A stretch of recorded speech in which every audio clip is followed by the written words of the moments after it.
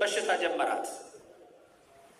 እቺ ሕፃን ለኢያኢሮስ ስትወለድ አንዲት ምስኪን ሴት ደግሞ የደም ፍሰት በሽታ ጀመራት። ስለዚህ እቺ ሴት የታመመችው ለ12 ዓመት ነው። እችም የኢያኢሮስ ልጅ ታማ የሞተችው በ12 ዓመቷ ነው። ታሪኩ እንደተጻፈ እንዲህ ይላል። ኢያኢሮስ የተባለ ከምኵራብ አለቆች አንዱ መጣ። ባየውን ጊዜ በእግሩ ላይ ወደቀና ታናሺቱ ልጅ ልትሞት ቀርባለችና እንድትድንና በሕይወት እንድትኖር መጥተህ እጅህን ጫንባት ብሎ አጥብቆ ለመነው። ከእርሱ ጋር ሄደ። ብዙ ሕዝብም ተከተሉት። እርሱም ከ12 ዓመት ጀምሮ ደም ይፈሳት የነበረች ሴት ከብዙ ባለመድኃኒቶች ብዙ ተሰቃየች። ገንዘቧንም ሁሉ ከስራ ባሰባት እንጂ ምንም አልተጠቀመችም። የኢየሱስንም ወሬ ሰምታ በስተኋላው በሰዎች መካከል መጥታ ልብሱን ዳሰሰች። ልብሱን ብቻ የዳሰሰው እንደሆነ እድናለሁ ብላለችና። ወዲያውም የደሟ ምንጭ ደረቀ። ከስቃይዋም እንደዳነች በሰውነቷ አወቀች። ወዲያውም ኢየሱስ ከእርሱ ኃይል እንደወጣ በገዛ ራሱ አውቆ በሕዝቡ መካከል ዘወር ብሎ ልብሴን የዳሰሰ ማን ነው አለ። ደቀ መዛሙርቱም ሕዝቡ ሲያጋፉ እያየህ ማን ዳሰሰኝ ትላለህን አሉት። ይህንንም ያደረገችውን ለማየት ዘወር ብሎ ይመለከት ነበር። ሴቲቱ ግን የተደረገላትን ስላወቀች እየፈራች እየተንቀጠቀጠችም መታ በፊቱ ተደፋች። እውነቱንም ሁሉ ነገረችው። እርሱም ልጄ ሆይ እምነትሽ አድኖሻል፣ በሰላም ሂጂ፣ ከስቃይሽም ተፈወሽ አላት። እርሱም ገና ሲናገር ከምኵራብ አለቃው ቤት ዘንድ የመጡት ልጅ ሞታለችና ስለምን መምህሩን አሁን ታደክመዋለህ አሉት። ኢየሱስ ግን የተናገሩትን ቃል አድምጦ ለምኵራቡ አለቃ እመን ብቻ እንጂ አትፍራ አለው። ከጴጥሮስና ከያዕቆብ ወንድም ከዮሐንስ በቀር ማንም እንዲከተለው አልፈቀደም። ወደ ምኵራቡ አለቃ ቤትም መጥቶ ሰዎች ሲንጫጩና ሲያለቅሱ ዋይታም ሲያበዙ አየ። ገብቶም ስለምን ትንጫጫላችሁ ታለቅሳላችሁም? ብላቴናይቱ ተኝታለች እንጂ አልሞተችም አላቸው። በጣምም ሳቁበት። እርሱ ግን ሁሉን አስወጥቶ የብላቴናይቱን አባት እናትም ከእርሱ ጋር የነበሩትን ይዞ ብላቴናይቱ ወዳለችበት ገባ። የብላቴናይቱንም እጅ ይዞ ጣሊታ ቁሚ አላት። ፍቺውም አንቺ ብላቴና ተነሽልሻለሁ ነው። ብላቴናይቱም የ12 ዓመት ልጅ ነበረችና ወዲያው ቆማ ተመላለሰች። ወዲያውም ታላቅ መገረም ተገረሙ ይላል። ስለ ቃሉ አምላካችን እግዚአብሔር የተመሰገነ ይሁን። አሁን የዛሬው ትምህርት ይቺ ሴት ኢያኢሮስ የሚንጫጩ ሰዎች ደዌ፣ ሕመም ከዛሬይቱ ኢትዮጵያ ጋር በሚል ነው ትምህርታችን። እመኑ ብቻ እንጂ አትፍሩ። አሁን ይሄ ተአምር ሁልጊዜ እግዚአብሔር አምላካችን በመጽሐፍ ቅዱስ ውስጥ ያለውን ተአምር ሲነግረን ለሁለት ነገር ነው። አንድ ለስጋችን፣ ሁለት ለነፍሳችን። በነፍሳችንም ድህነት እናገኛለን፣ በስጋችንም ድህነት እናገኛለን። በአጠቃላይ ከዚህ የምንረዳው ነገር አለ። አሁን በመጀመሪያ ምንድን ነው የሆነው? ከሴቲቱ ቀድሞ የመጣው ማን ነው? ኢያኢሮስ ነው። ኢያኢሮስ ከቤቱ ሲነሳ ልጁ ገና ታማበታለች። በማቴዎስ 9:18 ሞተች የሚለውን ይዞ ማቴዎስ ይጽፋል። ማርቆስ ደግሞ ከመጀመሪያው ይጽፋል። ብላቴናይቱ ታማ ልትሞት ደርሳ በሞት አፋፍ ላይ ሳለች ኢያኢሮስ ወዲያውኑ የሄደው ቀጥታ ወደ ኢየሱስ ነው። ያቺ ደግሞ ሴት 12 ዓመት ሙሉ ደም ሲፈሳት የነበረ ሴት ቀጥታ ወደ ኢየሱስ ክርስቶስ አልሄደችም። ይህች ሴት 12 ዓመት ሙሉ ለፍታለች። 12 ዓመት ሙሉ ደክማለች፣ አልዳነችም። ጠቢባን ጋር ሄዳለች፣ አዋቂዎች ጋር ሄዳለች፣ አልተፈወሰችም። ቀድሞ የመጣው ኢያኢሮስ ወዲያውኑ ልጁ እንደታመመች ወደ ኢየሱስ ክርስቶስ ቀረበ፣ መጣና ወደቀና ሰገደለት ይላል። አሁን መጀመሪያ ገና የምታዩት ኢየሱስ ክርስቶስ የሚሰገድለት አምላክ መሆኑን ነው። አማላጅ ሳይሆን ነቢይ ሳይሆን ኢየሱስ ክርስቶስ በተዋህዶ እምነታችን የሚሰገድለት የጌቶች ጌታ የነገስታት ንጉሥ የአማልክት አምላክ መሆኑን በመጀመሪያ ትረዳላችሁ። ወድቆ ሰገደለት። ክብርና ምስጋና ለእግዚአብሔር ይድረሰው። አሁን ሌላ አንድ ነገር ታያላችሁ። ስግደት ያለው የት ነው? የራሳችሁን እምነት የት እንዳላችሁ እየገመገማችሁ ታያላችሁ። ስግደት ያለባት ቤተ ክርስቲያን ደግሞ እኛ ያለንባት የኖህ መርከብ ተመስላ ያለች ቅድስት ኦርቶዶክሳዊት ቤተ ክርስቲያን ነች። በዚህ ውስጥ ያደረገን እግዚአብሔር ስሙ የተመሰገነ ይሁን። ኢያኢሮስ እየወደቀ ለመነው። ልጄ ታመመች፣ ልትሞት ነው። ጌታ ሆይ ና እጅህን ጫንባት፣ በሕይወት ትኖራለች አለ። እሺ ብሎ ሄደ። እዚህ ጋር ደግሞ አንድ ነገር ልብ በሉ ኦርቶዶክሳውያን። ኢያኢሮስ ስንት ሰው ነው? አንድ ሰው የሚሰማ አምላክ አለን። ይገርመኛል። አንድ ሰው የሚሰማ እግዚአብሔር አለን። አሁን እኛ እንደውም ብዙ ነን፣ እዚህ ያለ ነው ተሰብስበናል። እኛን ሁሉማ ለምን አይሰማም? አንድ ሰው ይሰማል እግዚአብሔር። በኢያሪኮ መንገድ ላይ አንድ የነብጤ የዳዊት ልጅ ኢየሱስ ሆይ ማረኝ ብሎ ሲጮህ 5000 ሰው እየተከተለው ለአንድ ሰው ቆመ ይላል። ለአንድ ሰው ክብርና ምስጋና ለእግዚአብሔር ይድረሰው። ለአንድ ሰው። አሁን እኛ ሁልጊዜ እንማጸነዋል አይደል? ስማን አምላክነ ወመድኃኒነ። ሁሌ እንደዚህ ያለ ምን ነው? እስቲ በሉ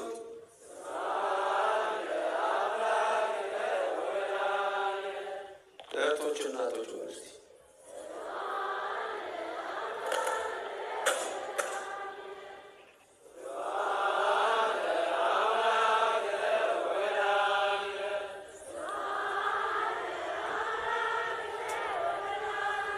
አይሰማም፣ አያደምጥም። ኢትዮጵያና ተዋህዶን ይጠብቃታል ለዘላለም። ክብርና ምስጋና ይግባው።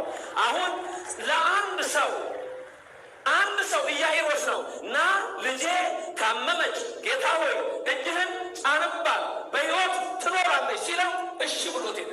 እግዚአብሔር እሺ ይበላችሁ። ራሳችሁን አንዳንዴ እኔ ትንሽ ነኝ፣ እኔ ኃጢአተኛ ነኝ፣ እኔን እንዴት ይሰማል አትበሉ። ሁላችሁም በሱ የተፈጠራችሁ በሱ የተሰራችሁ በውስጣችሁ የእግዚአብሔር እስትንፋስ ያለባችሁ መቼም ይሁን መቼም ጥሩት፣ የሚሰማ እግዚአብሔር አለን። ክብርና ምስጋና ይገባው። የሚሰማ አምላክ አለን። ስሙ የተመሰገነ ይሁን። አሁን ልብ በሉ። ኢያኢሮስን ተከትሎት ሄደ። አሁን ኢያኢሮስን ተከትሎት ሲሄድ መንገድ ላይ እቺ ሴት መጣች። ኢያኢሮስ ልጁ የተወለደችለት ዕለት እችን ሴት የደም ፍሰት በሽታ ጀምሯታል። አሁን በመሃል ሰው በተሰበሰበበት መካከል መጣች። የኢየሱስ ክርስቶስን የልብሱን ጫፍ ነካች። እቺ ሴት ከመንካቷ በፊት ከቤቷ አንድ ነገር ሰምታለች።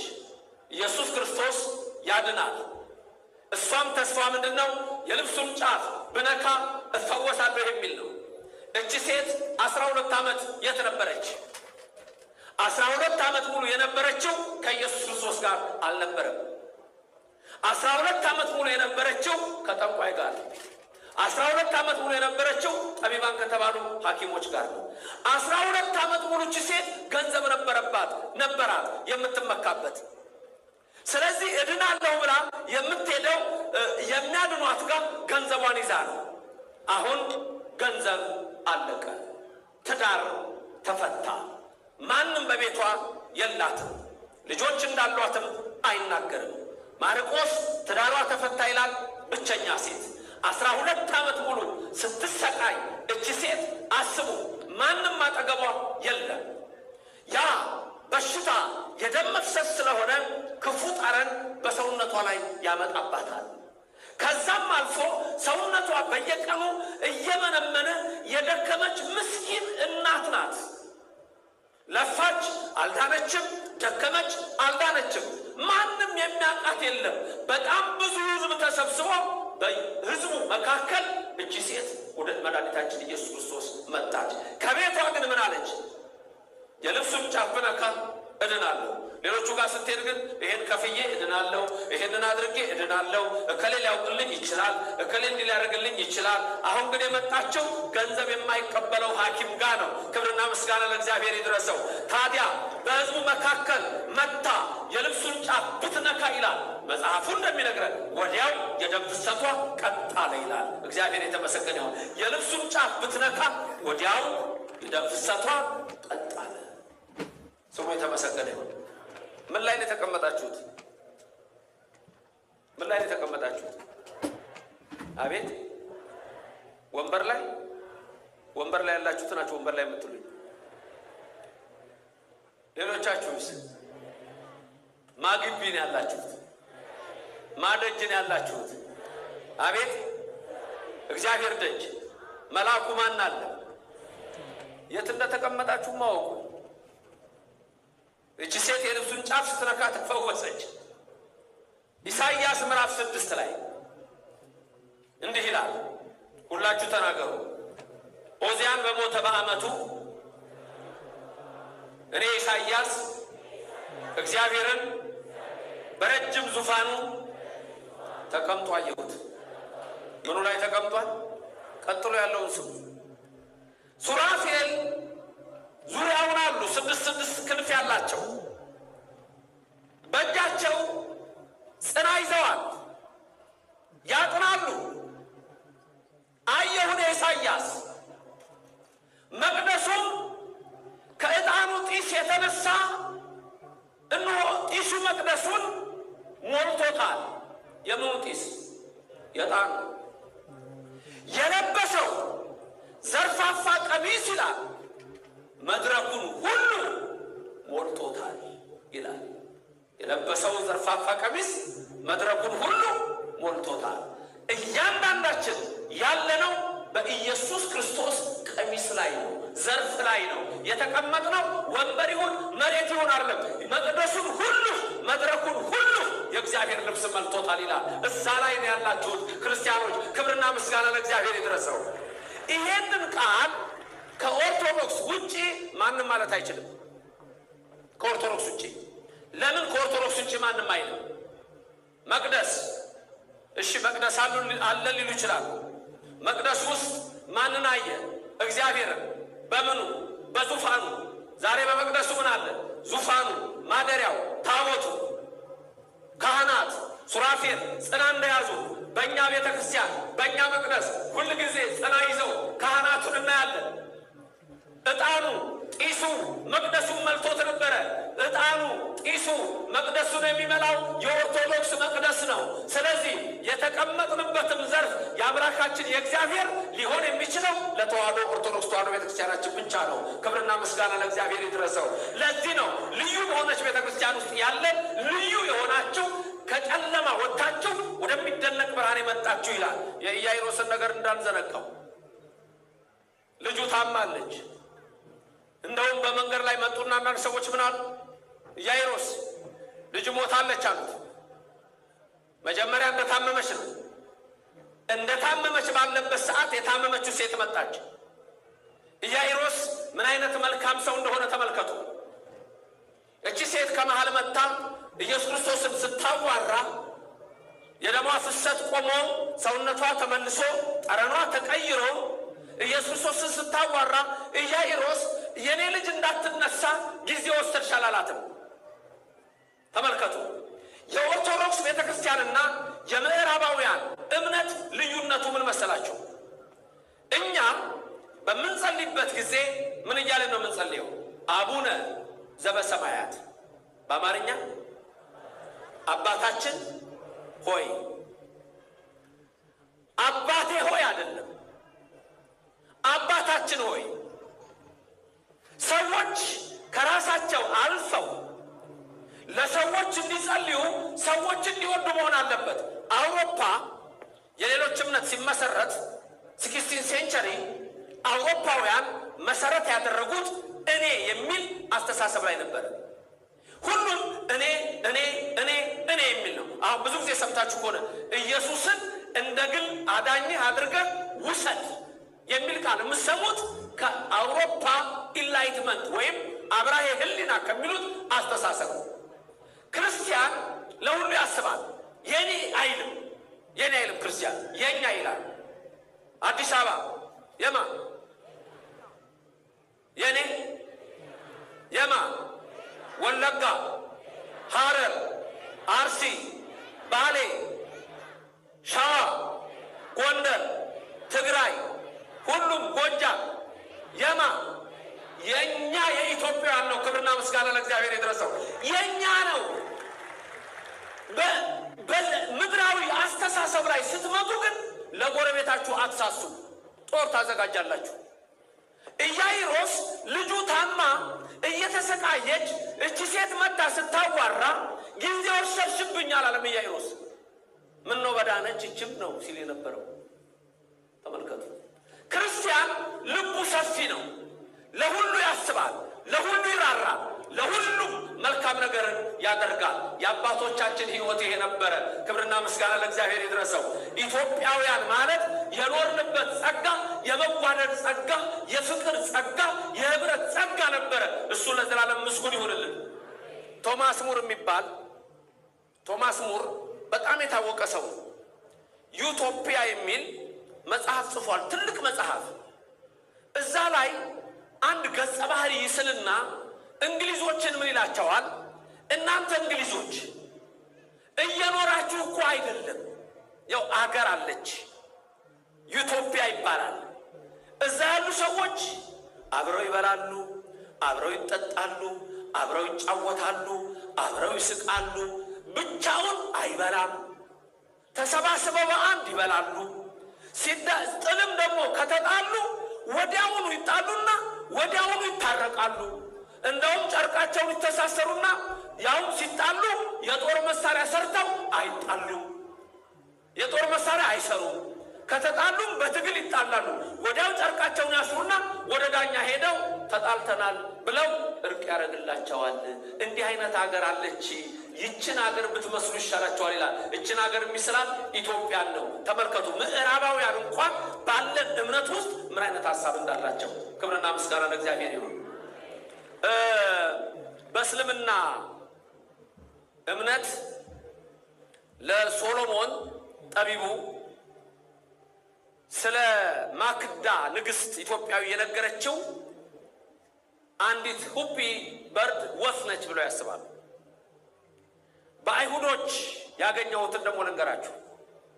በአይሁዶች ታሪክ ስለ ንግስት ማክዳ ታሪክ ሲጽፉ በዛ ላይ የገረመኝ አንዲት ሀገር ያስቀምጣሉ። እስልምናው ከዛኛው ያው የእስልምና መጽሐፍ ከብሉይና ከሐዲስ ተውጣቶ ይመጣል። በአይሁዶቹም ላይ ምን ይላል? ንጉሥ ሶሎሞን ሁሉም እንስሳቱም ስለሚመጡ ጠቢብ ስለሆነ እየመጡ ያናግሩታል። አንዲት ወፍ ግን አልመጣችም፣ ሰላም አላለችም። በኋላ ቆይታ መጣች። ሶሎሞንን ፊቱን አይታ ንጉሥ እንዳትቆጣኝ አደራ አለችው ይላል። ይሄ የአይሁዶች ታሪክ ነው የምነግራችሁ። ንጉሥ እንዳትቆጣኝ አደራ። ለምን አልቆጣሽ ሲላት አይ ያጋጠመኝን ልንገርህ፣ ከዛ በኋላ ከፈለክ ተቆጣኝ። የት ነበርሽ? ሁሉ እየመጡ እንዲያረጉ በርሬ ወደ አንዲት ሀገር ደረሰው። እዚች ሀገር ያሉ ሰዎች የጦር መሳሪያ አይሰሩም። ጠላት ከመጣባቸው ግን አንዱንም አይምሩም። ቢዘመትባቸው አይሸነፉም። ደግሞ ሌላ የገረመኝ ልንገርህ፣ ሶሎሞን ወፏ ነች። ሌላ የገረመኝ ልንገርህ፣ እኔ ገነት ውስጥ ብቻ ሊሆን ይችላል የቀመስኩት ፍሬ የትም የለም። እዚች ሀገር ደርሼ የመጣው ያቺ አገር ንግስቲቷ ሴት ነች። ስለዚህ እሱን አይቼን የመጣሁት። በይ ሂጅና ንግስቲቷን ጥሪት ብሏት ንግስት ማክዳ ከኢትዮጵያ ሄዳ ሶሎሞንን አየችው። እኔ የገረመኝ ስለ ሀገሪቱ የተገለጸው ነው። ቢዘመትባት የማትሸነፍ ህዝቡ በህብረት የሚኖር ራሱ በምድሯ ላይ ያለው ፍሬ ራሱ እንዴት ጣፋጭ ነው። እዛ ሄጄን የዘገየሁት ንጉሥ ይቅር በለኝ፣ ከዚች ከኛ ሀገር ከእስራኤል በላይ ከአንተ ሀገር ያች ሀገር የከበረች ነች አለችው። ይሄ የእኛ ታሪክ ነው የተጻፈው ወገኖቼ። አሁን ምንድን ነው ስለ ኢትዮጵያ ስናይ ከዚች ሴት ጋራ ተመሳስላብኝ ነው። ለማንኛውም ታሪኩን እንጨርስ። ኢያኢሮስ ግለኛ ስላልሆነ ለራሱ ብቻ የማያስብ ስለሆነ ይህቺ ሴት እንድትፈወስ ስለፈለገ ዝም ነው ያለው። ሴቲቱም ተፈወሰች። ከዛ በኋላ ወደ ኢያኢሮስ ቤት ጉዞ ሲጀምር ሰዎች መጡና ምን አሉት? ኢያኢሮስ መምሩን አታደክመው፣ ልጅህ ሞታለች። አሁን ኢያኢሮስ ልጅ ሞታለች ሲባል በቃ ብሎ ተመለስ ሊለው፣ ኢየሱስ ክርስቶስ ግን ወዲያው ምን አለው? ኢያኢሮስ እመን ብቻ እንጂ አትፍራ አለው። ዛሬም ለእኛ ይሄ ቃል ያስፈልገናል። ወዲያው ወደ ኢያኢሮስ ቤት ገባ። ሰዎች ምን የሆኑ ነበረ? ሞተች ብለው ይንጫጩ ነበረ። ያለቅሱ ዋይታ ያቀርቡ ነበረ። ክርስቶስ አምላካችን ደግሞ ምን አለ? ብላቴናይቱ ተኝታለች እንጂ አልሞተችም፣ አንቀላፍታለች እንጂ አልሞተችም አላቸው። ወዲያው ገባ፣ እጇን ይዞ አንቺ ልጅ ተነሽ ሲላት ልጅቷ ወዲያውኑ ቀጥ ብላ ቆመች ይላል። ክብርና ምስጋና ለእግዚአብሔር ይድረሰው። ሁለቱ ሴቶች ኢትዮጵያ እድሜዋ ትልቅ ነው። ኢትዮጵያ ሁልጊዜ ልጅ ናት። ኢትዮጵያ በመጽሐፍ ቅዱስ ውስጥ የመጀመሪያ አገር የተጠቀሰች ኢትዮጵያ ናት። ኢትዮጵያ ረጅም ዕድሜ የኖረችን ብትሆን መጨረሻ ላይ እንደገና የቃል ኪዳን ሁሉ መሰብሰቢያ ኢትዮጵያ ናት። ኢትዮጵያን በሁለቱ ሴቶች እናያት። አንድ በዚች 12 ዓመት ደም ሲፈሳት የነበረች ሴት፣ ሁለት በ12 ዓመቷ ብላቴና ጣሊታ ልጄ ተነሽ በተባለችው በሁለቱን መስል። መጀመሪያ በሴቲቱ እናያት። ራሳችሁን ነው የምታዩት። እቺ ሴት 12 ዓመት ሙሉ ስትታመም የሄደችው ወዴት ነው? ወደ ጠቢባን፣ ወዴት? ወደ አዋቂዎች ወደ ተባሉ ነው የሄደችው። የኢትዮጵያን የ70 ዓመት ጉዞ ብትመለከቱ እንደ ሴቲቱ ስትታመም ኢትዮጵያ ወዴት ነው የሄደችው? ወደ አሜሪካ ጠቢባን፣ ወደ ራሽያ ጠቢባን ነው የሄደችው፣ ወደ ቻይና ጠቢባን ነው የሄደችው። የኢትዮጵያ ፈውሷ መስቀልና ድንግል ማርያም ናቸው። የኢትዮጵያ ፈውስ እግዚአብሔር ነው። ተመልከቱ። ኢትዮጵያውያን ግን የራሳችን አባቶች እናቶች የት ነበረ ሲሄዱ የነበረው? የውጭውን ዓለም ፍልስፍና ነበር የሚያመጡት። ኢትዮጵያ በራሷ ስታዋት የከበረች አገር፣ እርስ በርስ በመከባበር የከበረች አገር፣ በመረዳዳት የከበረች አገር፣ የእርሻውን መተሳሰብ ብታዩ፣ አንዱ ከአንዱ ጋር በንግድ ያለውን ስታዩ፣ በመፋቀር ስታዩ፣ በመተባበር ስታዩ እግዚአብሔር ልዩ አድርጎ የፈጠራት ሀገር ኢትዮጵያ ናት። እንደውም በመዝሙር ቅዱስ ዳዊት የሚናገረው አንድ ቃል አለ። መዝሙር 73 ቁጥር 14 ላይ የሚናገረው ቃል አለ። ከኔ ቀጥላችሁ ተናገሩ። ለኢትዮጵያ ሰዎች የዘንዶን ራሶች ቀጠቀጠ በሉ እስቲ። ሁላችሁም ተናገራችሁ። የዘንዶን ራሶች ቀጠቀጠ። ለኢትዮጵያ ሰዎች ምግባቸውን ሰጣቸው። ምንድነው የተሰጣችሁ ምግብ? ምን ተሰጣችሁ? የዘንዶ ራስ ከተቀጠቀጠ ዘንዶ ማን እንደሆነ ታውቃላችሁ? የዲያብሎስ መንፈስ ነው። ለዘላለም የተቀጠቀጠ ይሁን፣ የወደቀ ይሁን፣ ያፈረ ይሁን። የዘንዶ ራስ ከተቀጠቀጠ ለኢትዮጵያ ሰዎች ምግባቸውን ሰጣቸው። በመስቀል ላይ ሆነ አጋንንትን ድል መታ። በመስቀል ላይ ሆነ ቅዱስ ሥጋህንና ክቡር ደምህን ሰጣቸው።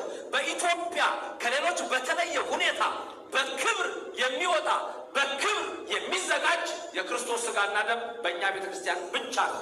መሰል የሆኑት እንኳን የእምነት ከኛ ጋር አንድ የሆኑት እንኳን ያን ያህል ክብር የላቸውም።